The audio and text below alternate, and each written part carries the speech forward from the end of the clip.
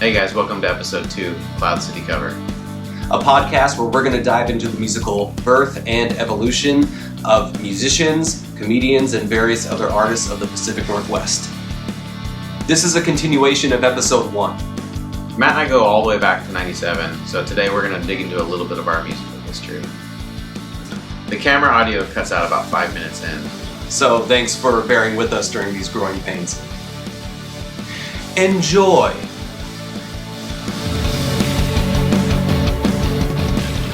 And then I think it had to have been like the summer after 7th grade. I'm 13 years old, and my brother Mike, he actually started a band with one of his buddies, and he comes home with this fat compilation record, Survival of the Fattest. And I was like, formative. I had to. It didn't. That's like effects, right? Yeah. First track, yeah, no effects. I didn't fully understand. He was like, listen to this CD, and I was like, what band is it? And he's like, all the bands, and it has too many songs on it, right? It's like 20 some odd probably, and so like I was trying to like comprehend all this, and you start listening through this, and I had never like I thought I kind of understood the concept of punk rock, but it was Billy Idol, right? Just like that was punk rock because with the spiky hair. Is that what we're listening to? But no, of course not. I mean, there was the one. Well, there's a few tracks that really stood out to me on that record. Were Propaganda. The song was "And We Thought Nation States Were a Bad Idea." I mean, that song fucked me up. It was like I didn't, because just the dynamics of it just blew me away, where it starts off with just a muted guitar, dun, dun, dun, dun, dun, dun, dun, dun, dun, and and then when everything it's the vocalist comes in, the lyrics come in, and they're faster than any rock music that I had ever heard before, and I was just like, I don't know what he just said, but I believe everything. I still don't know what he said. But I know the rhythm of it. Yeah, the only reason I understand the lyrics now is because the Mad Caddies did a cover of it.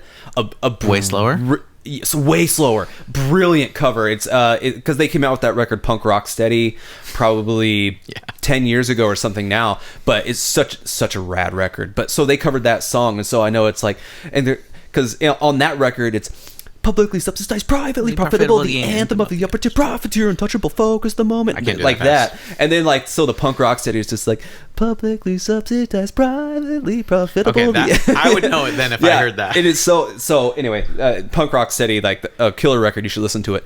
But I would defy any 13-year-old who's like trying to find their path to listen to that song. A modern 13-year-old? Yeah, modern, to listen to that song and not be like, yep, that forever. Like, this is it now. And so between that, and then my brother was very specific. He's like, you have to listen to like track 13 or something like that. And it was Rotten Apple by Strung Out. We'll get to that. Which was just like, oh, I had no idea, right? And then No Effects. I can't remember both the songs on there, but they did. It was the Van Gogh one. Starry Night? Yeah. Vincent. Vincent. So that song, and then I can't remember the other one on there, but I remember that was another really I keep wanting to say High Strung, but that's not it.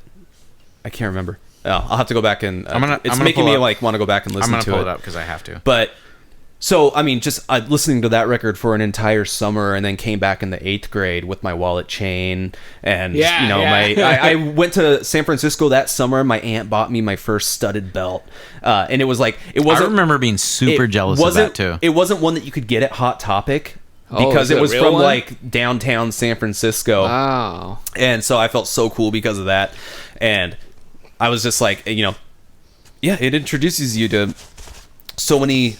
Those compilation records just introduce you to like all the Ataris. Were they on that one? I don't think they were on that one. They were on the next one. But yeah, No Use for a Name. No Use for a Name. That's who I was thinking of. That. They were on there. Good Riddance was on there. Yep, like just all these songs that just like. Wizzo. Do you remember that one? Yeah, Wizzo. Was that the German one? Yeah. Raum der Zeit. Oh, Me First and Gimme Gimme's. Country Roads. Oh, Country Roads. Yeah, that was like I just heard that on. Which, by the way, did you know that Jake from Strung Out is in Me First now? Oh no, I didn't know that. Yeah. California Dream and High Standard. That was the first song. That's what I was thinking of. Yeah. But the No You song, that's the one that wrecked me. Which one's on there? Justified Black Eye. That's the number one takeaway on that record. In the same way that you were talking about, what song did you say? The Propaganda, which I loved that song also.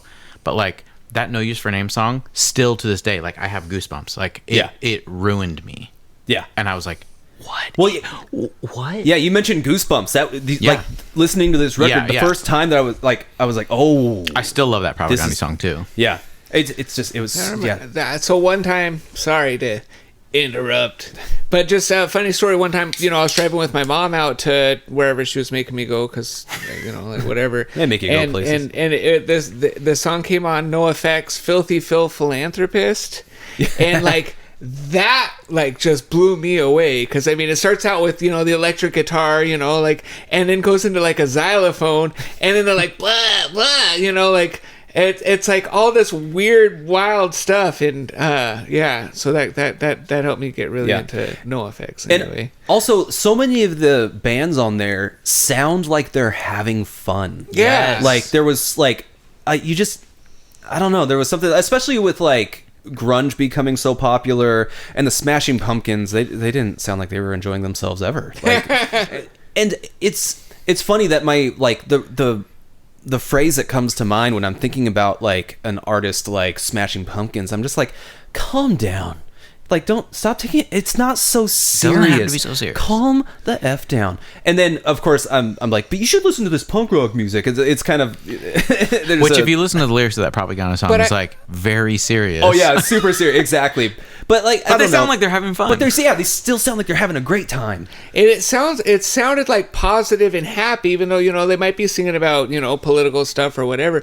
But it sounded so melodical and happy that I thought my mom would like this. Like I thought like people would like punk rock. Like, doesn't everybody like this? And like, no, you're weird. Yeah. You're weird. Well, you like punk rock. You're weird. It was really strange to me. Like, so like, moving forward, then, like, I guess like the next step in that like journey is I am just watching MTV, because when they played music videos, and I miss this feeling of like waiting for a music video a little bit. I mean, to have it at the tip of your fingers all the time, like it's cool, but at the same time, I'll have a favorite song one week, and then by the end of the week I'm just like, I never want to hear that song again.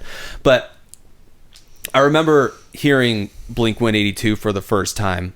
I'm sitting on the corner of my couch, and I see like the white background that they have, and that opening, that very like famous opening, and it catches you right away, just because like I kind of recognized that it was going to be a pop punk song, and Mark comes in with his vocals, and it's my favorite of his vocals is on Dude Ranch, because I think he was being forced to like push. He was being forced to push himself. I have a whole sequitur about that. A lot of like yelling and like just really like upfront style vocals. Not in his comfort zone at all. Yeah, but like I absolutely I fell in like the first line of the song. I was just like, oh my god, this is amazing. I can already not get enough of what's going on. Then you get into the chorus, and it's like it's about a girl, and you're just like getting into girls, like you're just getting to that point where there's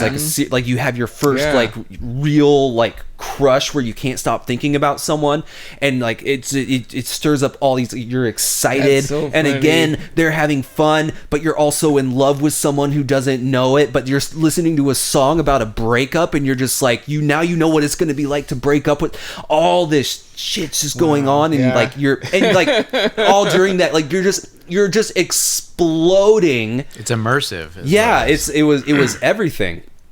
And so, and then I mean, I had to have just joined your band. So I was gonna say, looking at your timeline, I didn't hear about that Fat Records compilation from you. I had a separate experience about that. I had a separate experience with that Blink-182 record, and then I remember though we connected on that Blink-182 record. So the timeline from us meeting we didn't talk about the Fat Record CD, even though it was like really cool to both of us. Yeah. That was like, we knew who we were. We might have been like hanging out. Dude Ranch comes out, that Blink-182 record, Yeah. and I remember us talking about specific songs on the record. Yeah. So we're definitely like a lot closer. I remember a lot closer. calling you to tell you that I got it.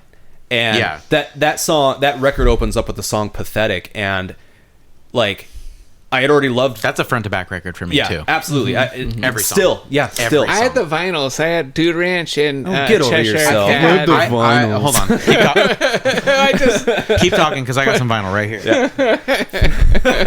No, but so yeah, listening to that record, and like being like, Joel, dude, you don't even like. Damn, it's a cool song, but this record, it like, and I was essentially saying like, dude, front to back, this is so amazing. listening to it as an adult, though, there are some inappropriate contexts. Wildly, There's like like animal pornography. Yeah, like, donkey show stuff. The I had this. the pissing sketch. I had these. Yeah, Did you but take this mine? was part of. So I do have Cheshire Cat, but I can't find it right now. This was part of what the journey was when we were talking Yes. earlier about like, oh, we saw these Lemmings. They came to conquer Uranus. Yeah, you would see, like, you'd find out about this band and be like, we have to get everything. We have to go find out. You would go into a record store and you'd find the Blink-182 thing, and you'd be like, oh, I've never heard of this record, and you don't even think twice. I didn't even know what that was. I was just like, imported album it's Blink-182, was like I'm buying the it. biggest thing yeah. in the world. Like, oh my gosh, this is imported. Yeah. Yeah. Never heard of it in my life. Buying it. Exactly. And God, that was so much fun just to discover. And like now, I mean, like, so the Blink-182 just came out with their last record, and I don't know if you guys have had a chance to listen to it, but like I've only heard the one song that I really like. I'll be all right with that. perused it. Well, like the singles, well, no, there's one of the singles they made a video for was pretty cool. But so I listened to the record, and it was almost a little bit heartbreaking for me, because I'm talking about like Dude Ranch coming out and it being like this formative moment, and then the next two records after that, those are the three Enema of the just State, opuses. Yeah, Enema of the State, Take Off Your Pants and Yeah. Jacket is just like it formed so much of like who I am as a drummer, and then also like kind of like in terms of like don't take things too seriously. That's where like punk rock and Blink-182 just like continue to come into my listen to life. Enema of the State cathartically- regularly. Honestly, like I probably listened to it last week. Yeah, Cathartically, it can be the most serious thing to you in your entire life, and also don't take it so seriously. yeah, absolutely. That's what I took away from those three records. Yeah. And to this day, it's like it's part of who I am. And I love any music where the musicianship, like you can tell that the band, like they're passionate about what they're doing, and I love when they shit on it with the lyrics. When like the coolest song in the world. That's why I love Steel Panther, because like these dudes are so talented, Over the top, too. and then are just like could care less about like are actively making the entire thing a joke. I think that is just so much fun to listen to. And they could all stand on their own right, and that's the joke to them, is like, but it's good. It's a party. It's fun. Yeah, exactly. But also, by the way, Enema of the State has like, to me, the like perfect guitar tone, like that like I think it's using a JCM. I 900 lost or sleep something over like that. both Dude Ranch but and Enema of the State. I really love Dude Ranch. I really love that album, but Enema of the State, like the guitar tone is Jerry Finn, producer. You know, Rest in peace. it's one of those ones where it's like, what's he playing? That's what I should be playing. Yes, you know, and it's 100%. like, okay. So anyway, I just want to quickly finish my thought, because I was listening to the new Blink-182 record. I mean, it's not a physical record, but online, and it is a brilliant pop punk record that I and the reason it's heartbreaking is because I'm just like, it's not for me. This is a brilliant pop punk record. It's arguably the best record they've... Killer songs. And I'm just like...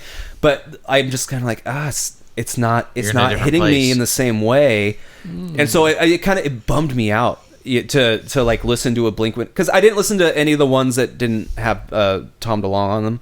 I was They had music with Yeah, exactly. They had that. I like Pink Floyd without Roger Waters. Yeah. You know? Yeah. And not to be whatever. disparaging to Matt Skiba, because I think he has his whole separate thing, but it's just like that, to me, it didn't fill the same void. Yeah, I also didn't listen to Plus 44 either. Yeah. You know, it was like, As much as I love them, I didn't listen to that really either. yeah, exactly. So anyway, it was weird to listen to a Blink-182 record and just kind of be like, I mean, like Tom's voice is rad on this record. Like he's hit like I think he did something with level. Angels and Airwaves that like, because he was an awful vocalist before that. Yeah. And you weren't listening to it for the vocals. That's not why you were listening to it. But that was part of like he sounded like he was having fun. Like, Yeah, exactly. Yeah. But those 3 records that you talked about, I feel like you can't replace them. You can't redo them. You can't, even with the nostalgia of Tom rejoining. It's like I hear what you're saying with that. You can't even copy them. I was thinking about that just this morning. Name one band That actually sounds like Blink-182. Where you can even go like, oh, It's like Phoenix TX, I can hear the Blink-182 influence. I can't think of Like there's people that one. try to do it, but they sound like something else. It doesn't sound. I would like to give you a parallel. I'd like to give a parallel because I wouldn't expect Blink-182's album to be any good personally. So there was this band called Weezer, and when I was a kid, they had this Sweater song, and it was part of this whole Blue album that was like, it was an amazing work of art. Like everything about it was really good. And they had a Pinkerton album. It was an amazing work of art. It was really good. And then after like 5-10 years later, they came out with this Green album, and it was like, okay. They're still playing all the instruments. Okay. Yeah. You know, like, okay, like it was like it was like a tribute to Weezer. It was like a tribute to Weezer. Okay, fair enough. And then they came out with The artist known as Weezer Formerly known. But performs a tribute to Weezer. but they come out with more albums. I don't know what they're called, or like if they got like a white album or a silver album, or it's like, oh, you guys are. I think they came out with a black album. They were done. Yeah. Like there's this band. It's like Rivers is still using the Weezer name, and it's like, but that's not Weezer. But yeah, you guys. Wait, you already did. And can we talk about for one moment, just like to go on kind of a musical, like side tangent. When a band like has a thing, and you're like, that's what I like about the band. Yeah. And when a band like changes who they are, They should change their name. Right. I'm a big proponent of that. Like, Because like when Norma Jean turned into the Chariot, like that's fine, that makes sense. But there's still a Norma Jean out there, and it's like, that's not Norma Jean. you could just not put out albums for 20 years because we're doing this other project, and it's literally the same band members. Like, that guy has been making music the whole time. Allegedly, there's a second Postal Service album coming, but they call them separate things, even though they're pretty close. Well, a little different. Essentially the same, but not. Well, the thing about like a band like Blink-182 is they kept it real consistent. I mean, For a while. This new one. It has there's like an epic element that probably got brought over from Angels and Airwaves, and and it's super like crazy polished. That record that came out, that self-titled record, after Take Off Your Pants and Jacket. The black and white one. Yeah, pink one with the smiley face. Oh, yeah. Yeah, like that was my least favorite to this day, like of the Blink-182 records that I've heard. It was because they went off in another direction, and there's a couple songs that I could kind of get into, but overall it wasn't for me a great record. But then they came back with this, what I would consider to be the follow-up of it, because I don't think there was a Blink-182 record with Tom DeLonge after that one. One with Matt Skiba, maybe 2. I think there's 2 with Matt Skiba. Yeah. Isn't Matt Skiba the fella from Alkaline Trio? Yes. Yeah. Oh, well, now I'm interested. Yeah. Now I'll have to check out this Blink-182. See, Marvin probably loves those 2 records. Like, I like Alkaline Trio. them. But I like Alkaline Trio up until they did, I don't remember the name of the album now. Something about black and white and red all over. So, I'm sorry. Alkaline Trio, they were on Jimmy Fallon the other night. And YouTube tried to tell me that. And I'm like, And I was like, they're still around? Yeah. Like, Well, they're back now that Matt Now, exactly. Yeah. change your name. Yeah. Because it is also different. Alkaline Quattro. Yeah. It makes total sense. So yeah, it's to bring that back around. It's just, it sucks. There's two things that one sucks and one's awesome about being an adult and sort of like the relationship that I've developed with music. And the part that sucks is I hear a record from a band that I absolutely love, like Blink-182, and I go like, oh, this isn't like it's not for me. It's a crazy good record, and I can really appreciate it. I'm glad it's going to go platinum for all the kids that are going to listen to it, and it's going to change lives. It's the same way that Dude Ranch did for me, and I think it's amazing. But then the cool part about being this age and like still having bands like Blink-182 and Strung Out, that I love, is that Strung Out's coming out with a new record. I know. I have not been waiting for it. Do you remember? Did you listen to the single though? I haven't listened to it yet. It's pretty good.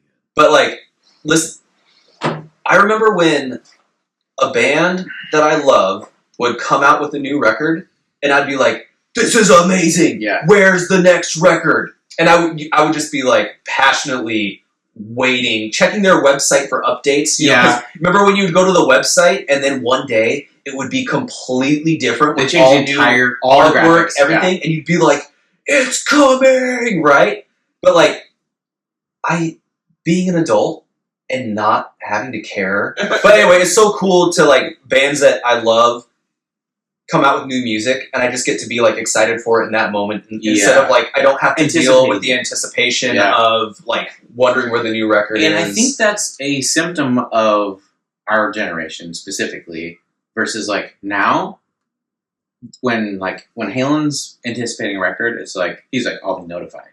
When we were anticipating a record, we had to seek it out. You were just constantly, like I said, going back to the webpage to see if they changed the artwork, but now it's like you just get a text and I feel like that's a holdover for you. It's like I'm done with doing that. So to me, it's just like I'll just experience it. But for Halen, he never did the whole like I'm waiting for it. I'm waiting. Yeah, he never did that. Yeah, that's something that like that was part of our generation. Yeah, and that's something that it's something that I ultimately I guess kind of miss. In the same way that like kids don't have the experience of getting a new CD for Christmas anymore. Oh yeah. And like having to get the cellophane off, and then there's that sticker on top that keeps it closed, but your fingernails aren't like quite sharp enough to get it off. So you're taking it off in pieces, and then you finally get it open, right? And you get to see what the actual CD itself looked like. That was really exciting. Like to be honest, sometimes like that was the coolest part. So with this record, the artwork on the disc itself, I remember when I opened it up, I was like, this was going to be awesome, right? It was a big deal. And then there were two ways it could go. You would take the CD out, and either it would be in the black, so it would just be black, or there would be clear, or it would be clear, and you would see the artwork behind it. But then if it was black, sometimes you could take it off, and you got to like reveal more artwork because they were just sneaky like that. Can we stop for 1 second and just talk about that experience with records? Like, there's something about those old records, at least in my experience, where maybe that artwork underneath the CD was a big deal to you, or maybe the liner notes were a big deal to you, or maybe how they recorded it was a big deal to you, or maybe just the lyrics were a big deal to you. There's like so many different facets where I feel like, album artwork was a big deal. That was a whole separate experience. Yeah. Artistically. And I don't know what artwork goes along with this new... Like, you don't know what the cover looks like. Here's something funny. So, do they have covers anymore? I have this funny connection because my daughter's 15 now, and for some reason she thought vinyls were cool, and so she's got a record player. Vinyls are cool. It's a big thing, yeah. Well, yeah, they are cool. So I'm like, honey, I've got a big stack of records. Like, I brought them in, and she's like, she's like, are these all rock? Is this all rock music? Yeah. Like, and you're like, yes. Okay, so she, like, okay, fair enough. And then she orders this album or something. She orders, like, I need to talk to her. I haven't talked to her since this happened, but she's ordering something off eBay, and it's like her favorite artist or whatever, and it's a vinyl or whatever, and it comes in. She's gone this weekend, and it's a small package, and she's expecting a vinyl. And so I'm like, well, maybe it's a 45. EP, or maybe it's a 45, and I open it and it's smaller and smaller, and I get to it and it's a CD. It's a CD. And do you have a CD player? So I don't know if she knows that she bought a CD. She must have saw album and thought that meant like vinyl.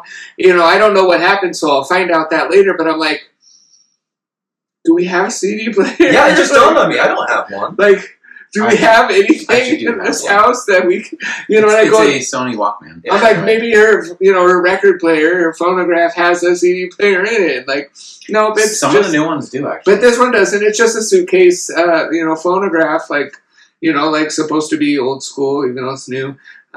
There's nothing to it. Like, she's got a CD. What are we gonna do? There's no way to list. That's perfect. Well, okay. So on that note,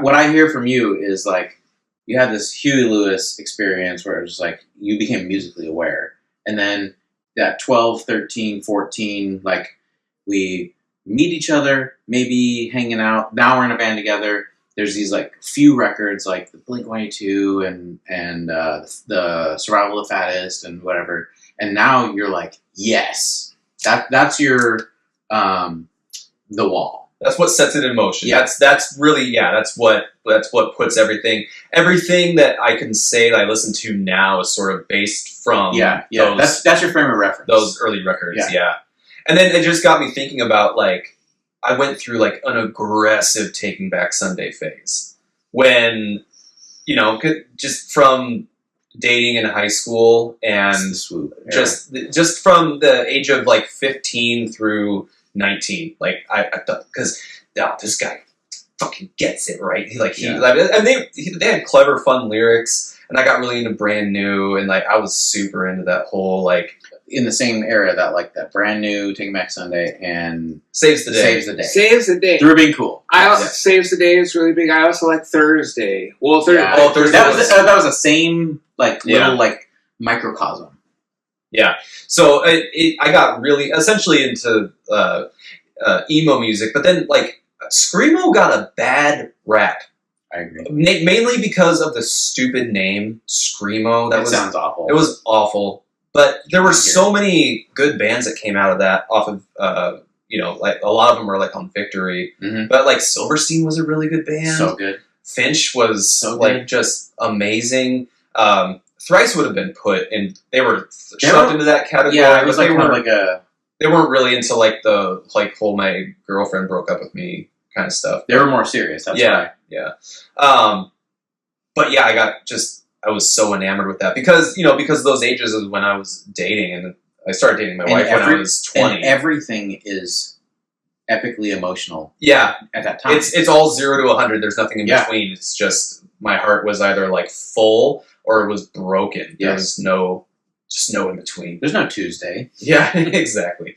So, yeah, dude. And then it was the last band that I got in. Well, there's two bands, I suppose, like the most recent bands that I got into. It was prior to me being 30. I'm 40 as well.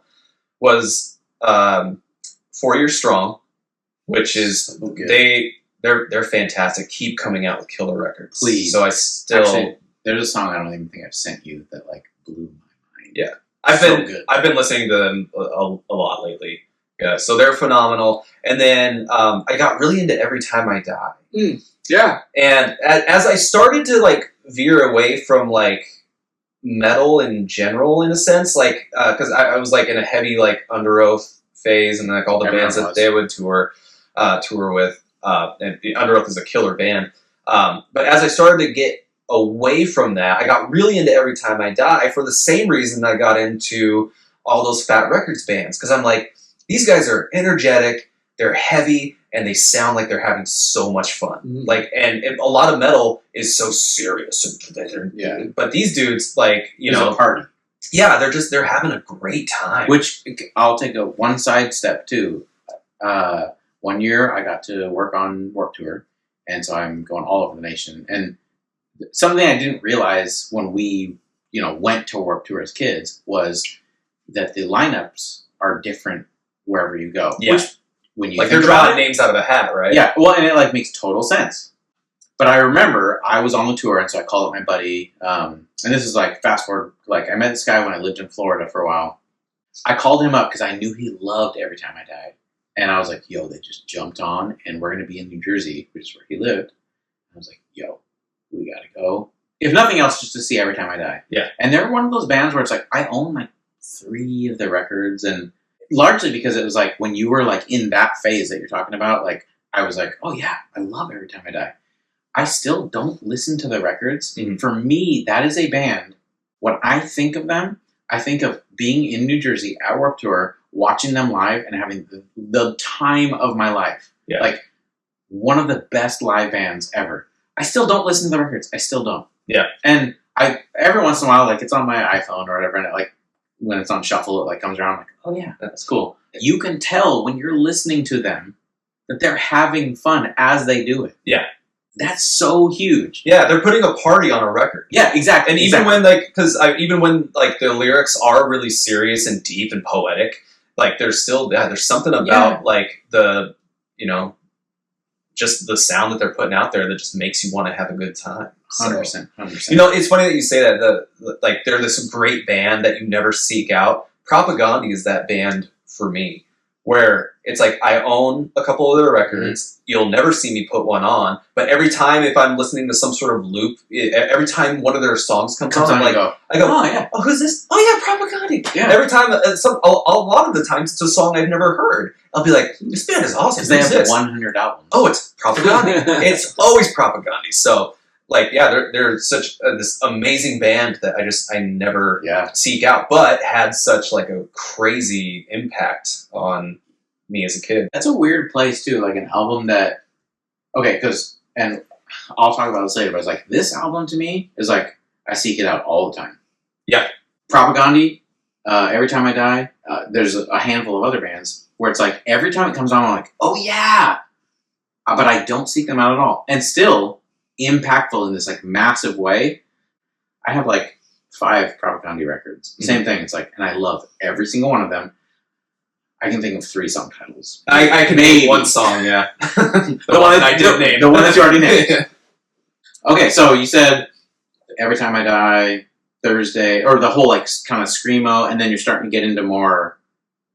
Like my after I stopped being in bands, like my relationship with music became a lot different because I used to listen to them, and aside from just enjoying them, there was also the element of research and trying to get better, trying to figure out that fill, trying to figure out what kind of heads he was using when he recorded. Did he use the same ones that he recorded as when he does live? And, you know, constantly calling you to be like, do you know anything about this? Because you were a lot better at that kind of stuff than I was.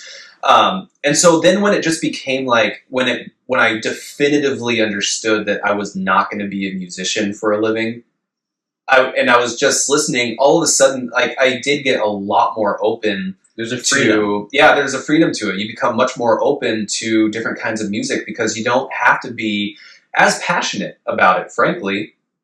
And so, like, you started sharing a lot of different, like, pop records with me. Like, I legitimately enjoy those first 2 Kesha records. Yeah, this is at the time when I was like, I don't have to fight it anymore. Yeah, I exactly. just like everything. Dude, when I was, it had to have been 98 when the Notorious B.I.G. got murdered, right? Mm-hmm. 98. And after that, they came out with that song, More Money, More Problems. Arguably my favorite song that year, and couldn't share it with anyone. But when I would watch the video at home, and with Mace, you know, and Puffy at the time, and the bubble lens, and they're all up in the face of the thing. And then they're wearing those like shiny vinyl outfits, and I was just like, man, this is this. Well, when we keep talking, we keep coming back to this. It's like they look like they're having so much fun. Yeah, and it's like, damn, that's awesome. And they put the fun onto a record. And so I responded the way that I'm supposed to respond to like people having fun. I had fun with it, but so it was weird to feel embarrassed to share that with people, because especially when we were in middle school, it was aggressive. Yes. Like there were defined lines like this. You could be a rocker or a rapper, and it's like. Looking back on that, you just think how dumb That was idiotic. Like, people liked different things. That's horrible. But I mean, in terms of fun, like, we had ska music, right? And that's what, you can't have more fun. By the way, I don't want to breeze through this, but like I just saw I don't know if it's a channel or whatever, or like an account on Instagram where it's like a punk thing, and they threw up the specials. And like, you know how when you watch a movie and like somebody says something and then like 1,000 things go through their brain. I watched this like 30-second reel of the specials, and like it transported me to a million years ago. Yeah. Board Stiff 1998. Watching the specials and not looking back, not appreciating what I was witnessing. Oh, at all. Yeah. And I thought it was great at the time. But like there's this whole separate thing that I didn't even understand what was happening to me at the moment. And Blink-182 and Our Lady Peace and all these different things that like I was fully present with no cell phone. Yeah. And I didn't appreciate what I was witnessing. Yeah. I don't think there was no way. Because we really went because we knew Blink-182 was headlining. Yeah. And I knew that Rancid was a band. So I got to see Rancid, and it was like also a very formative, like... Yeah. How Come the Wolves was one of my top albums. Well, I'd say when you get this definitive ideas to like what punk rock is or was or what it can be, and all the different forms it can take. I mean, even just listening to a compilation record like Survival of the Fattest, it's like, you listen, like Snuff doesn't sound anything like Strung Out doesn't sound anything like Pennywise, Bad Religion. Yeah. And it was just so. This is what's so funny about that, and you'll know. This is like nobody was there when you and I were there, so it's like to everyone else it doesn't mean anything. But like, do you remember Dead Joe Kennedys? Yeah. Remember what? You didn't know this guy. It was a guy we went to high school with. Oh. He like called himself Joe Haight. Yeah, they decided, was like this group that decided like they were the real punk. They were rock. real punk. Yeah. Everything else wasn't. And Survival of the Fattest is the proof that was all bullshit. Yeah, absolutely. Literally. Because it was like, you could have trombones on a Snuff song. Yeah. And that actually is punk rock. I'm here to tell you. Yeah, absolutely. And it was like, Out Come the Wolves. That was punk rock. Operation IV. That was punk rock. Blink-182. That was punk rock. It was all punk rock.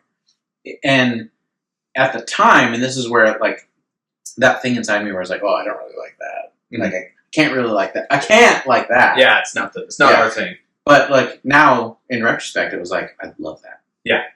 And there's so much that like I didn't allow myself to love at the time that I didn't realize was formative in the same way. And now, in my like later years, is very formative to me because I can just embrace what it is. Was there a time on the opposite end of that where because did you ever force yourself to like something? Yeah. Or pretend to like, pretended to like... I have a love-hate relationship, but like that whole Screamo thing to me, I was like, I'm hardcore. I have to, like, if it's screaming, I have to like it. Yeah. And I don't dislike it now. But I don't know that I actually liked it. And it became so out of place. Yeah, I definitely forced myself to be like, yeah, I like that. That's where you guys are so different than me, because from emo, I went into this band. There was two. There was Fear Before the March of Flames and the Blood Brothers, and I always hated them. Those are, like honestly, if I died and people were like, hey, okay, who are your favorite bands? I would say probably Blood Brothers and Fear Before the March of Flames. It's just crazy. It's so crazy, and it's just crazy. I mean, and that's what I like about it. It's just so crazy. You can't put it on a map. No. You can't sell it to anybody. Like I played it in front of my kids, and they're just like, Dad, what is this? We'll get you the help that you need. Yeah, I mean, it's like, no, this is right. This is like if this is a perfect work of art. Like I wouldn't change a thing. And honestly, like y'all could just shut up and let me enjoy the music. No, 100%. And that's where, like, as an adult, whereas like I don't own any Blood Brothers records. And at the time, when I was like forcing myself to like this and don't admit you like that, I didn't like the Blood Brothers, but now as an adult, where I'm just like, I realize that I like basically everything. I know everyone says they like all music or whatever, or people try to say that, but like now I can look back and be like, that was some art, serious art. I can't believe it didn't do what Nirvana did. Like, to me, you know, like Nirvana did this, you know, did this thing and everybody loved it, and it changed the shape of music. And then I thought that was, you know, part of Seattle. And when the Blood Brothers came out, I was like, you know, this is going to revolutionize music. Like, this is going to be it. And I told that to people and played it for people, and they're just like, and that's kind of to the point of what you said. Is like, I don't know that anything will actually ever do that again. Yeah. I like, in my heart, I want to believe that there will be something, but I don't. I think you're right, though. It's like, I don't know if it really will. Because there's stuff like that where it was like, it should have. Dude, like, actually, so, because all that's really left to do, and it might be pessimistic to have this viewpoint, but all that there's really left to do is to combine things, to fuse different styles together. And just in my, like, random TikTok scrolling, I wish I could remember the name. I'll have to find it. But there's, like, this jazz metal fusion that actually, like, it was only like a 30-second clip, and I have to, like, find out more about this band because I just kept watching it because it's legitimate, like just swingy, like, fun jazz, and then it just goes into like a half second of and then right back this. I think I know what you're talking about. It's Rob Scallion. Does it have like a video where they're like wearing like the stand up bass? I'm fairly positive that's Rob Scallion. And what's funny about that is like it is an entire joke. But it's also awesome. But it's amazing because it's fun. Like, that's the thing. They're enjoying themselves. I saw these people having this great time doing the silliest combination of music that I could possibly imagine, and I'm just like, dude, make that a whole record. I don't know if I think the novelty of it would wear off really fast. Yes, but that doesn't matter though, because it's when you make a record. In terms of like what our mentality of like where we grew up and what a record is, when you put out a record like that, it's forever. It's timeless. There's a I don't know if it's a band or like a album or whatever. It's called Galactic Empire. Oh yeah, and they started doing metal renditions of Star Wars songs. Now they've done like Indiana Jones and some other stuff, and it's like as a whole, I don't know that it actually is something that you're like, oh, I'm going to go out and watch that band live or anything like that. It's like, but for the time of the one album they put out where they just literally recreated Star Wars episodes 4 through 6. Well, the Duel of Fates. Yes, yeah. And it's like, that is timeless forever. It needed to be done. Somebody was just like, you know what, I'll take that burden and make that. And that's, to me, that's what that is. It's like, I don't care if they actually ever do it. I need that album. I need one album from you in that style. And then you can, like, it could be a joke to you and you just need to complete it. For me. I need it to be done. Yeah. I would buy it. But that's where, like, you know, like, you want music that's happy and feels good, nice. That's nice. Yeah. That's cool. But that's, like, one part of the human experience. And so, like, I really like music that takes you to somewhere that you wouldn't go on your own. That's not like the life that, you know, that you experience and live. And so I really like music that's creative in that way, that just takes you to you know, it's like happiness is cool, but if you can take me to, you know, like you know, the out of the silent planet, you know, like somewhere crazy. I just had I had an apostrophe. I just had an epiphany. This album, there is a song on it that there's a single lyric that like that was the monumental, like the for lack of better terms, it's on the B-sides. There was a crossroad for me. Everything shifted at this moment. Too Close to See. The lyric is, the seasons change and the people change, the good times come and the good times go. You find yourself in a winless race fighting for a cause you never believed. That changed everything for me. That was like a turning point. And it kind of like, just to like culminate everything that we've been talking about, for me, that place in my life when I heard this record invoked something inside of me that I was just like, there's a purpose for music for me, but then there's this great purpose of music. And I don't know if that's what he was intending to recognize, but that great purpose of music, of art in general, but like specifically music art, was like, it doesn't have to fit now. It doesn't have to fit then. Maybe it's timeless, but like whatever that means for you, it's still important.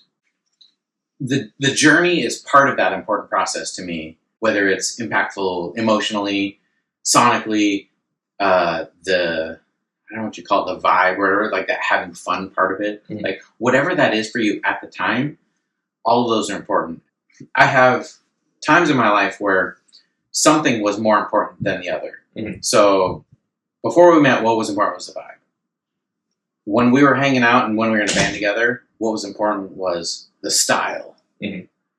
Later in life, what became important to me was the message. And I'd say now what's important to me is like the intent. Like, what were you trying to do with that? Yeah. What was your purpose? Yeah. There's this Enter Shikari song. And there's just one lyric that's like, if you don't stand for something, you'll fall for anything.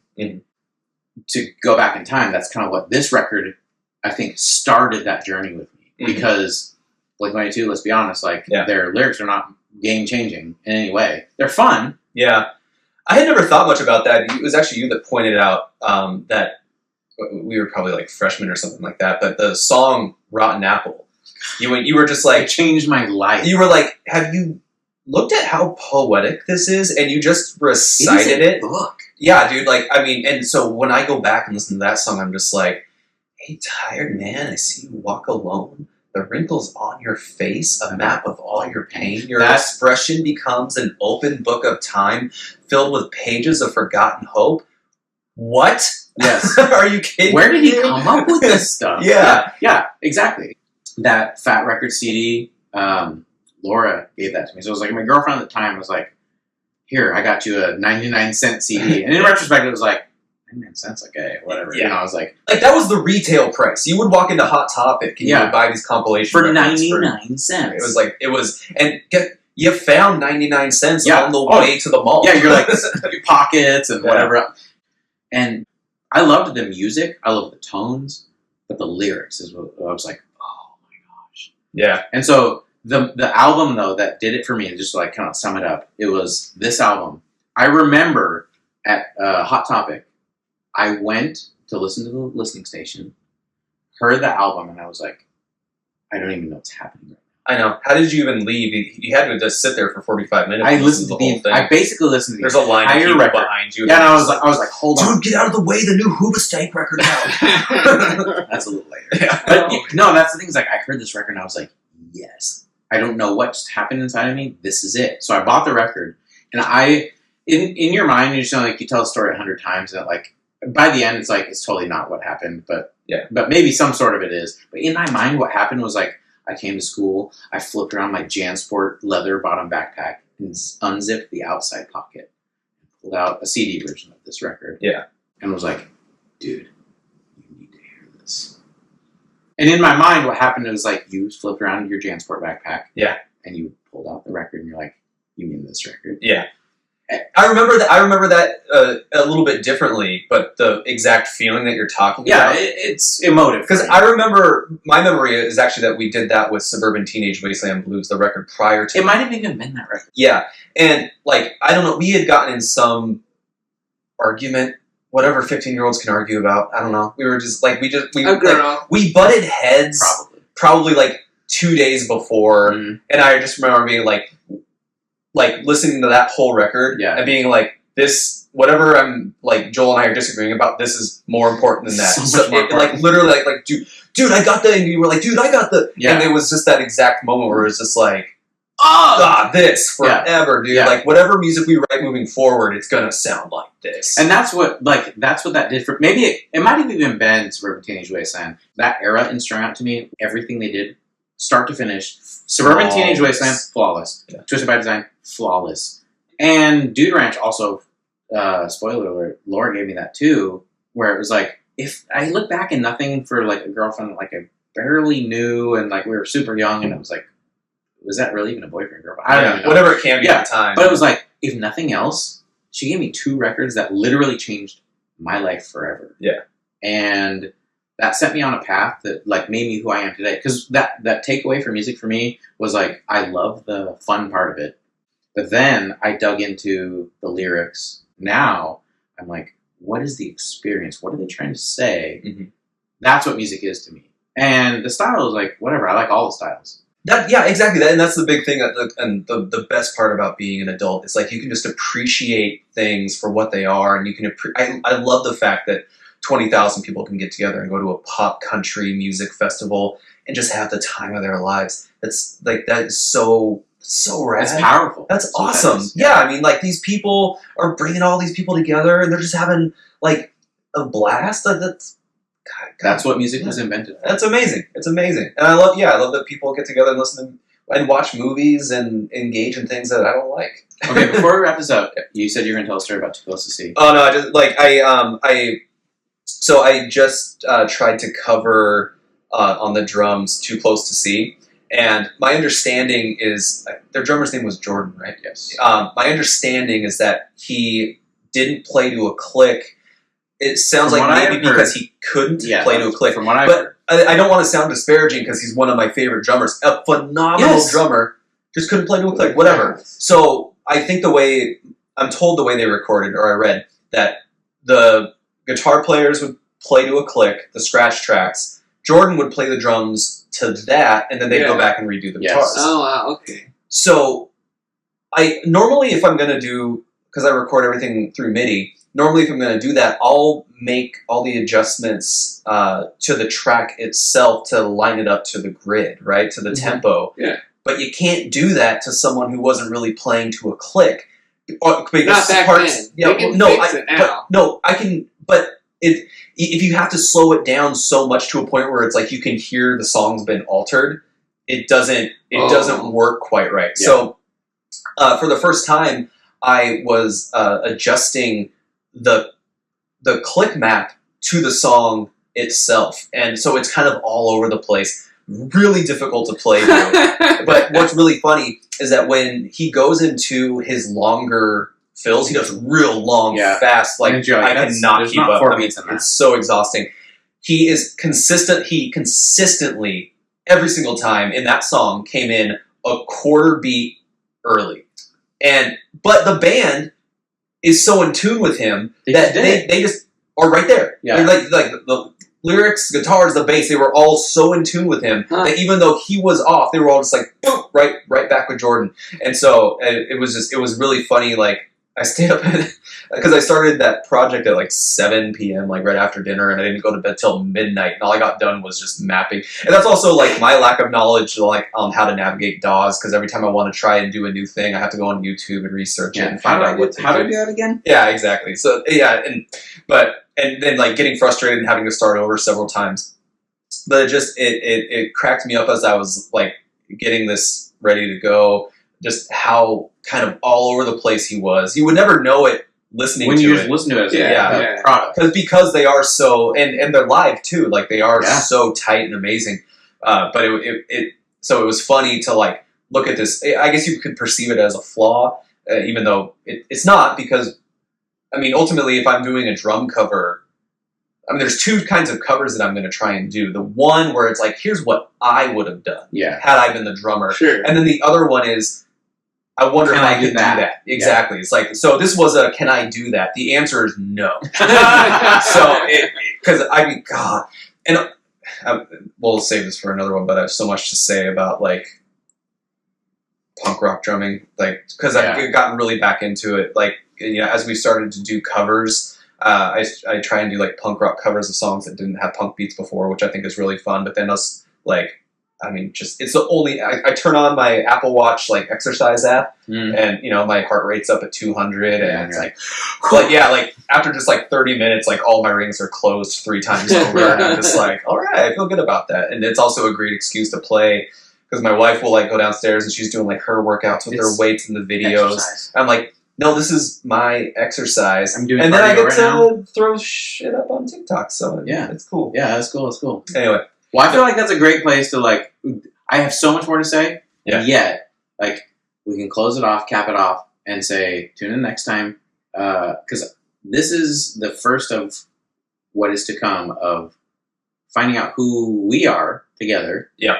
But also finding out who other people are. And there's something beautiful about just, like, experiencing something through someone else's eyes. So that's all I would say about that. Yeah, no, absolutely. And it's cool. I mean, like, I've known Joel forever, and, like, I'm learning stuff about you. Yeah, and likewise. Marvin, like, I feel like I just met you essentially for the first time today, and so to get to know you is just fucking rad. So, yeah, it's, I'm excited. It'll be fun. This is a good, this is good groundwork.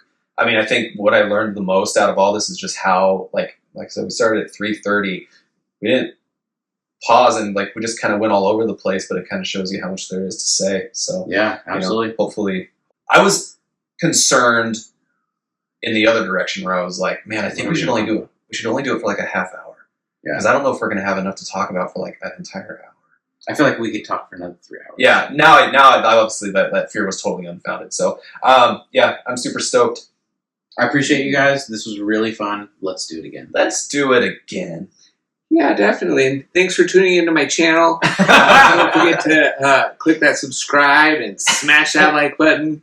And what does music mean to you? In at a deeper level, what is sound? Write it down. What is sound? Oh, no, like at Cloud City Cover, like on all the social medias, we have. I think we have them all already. Yeah. But at Cloud City Cover, so we exist. We're in. This is it. The zeitgeist.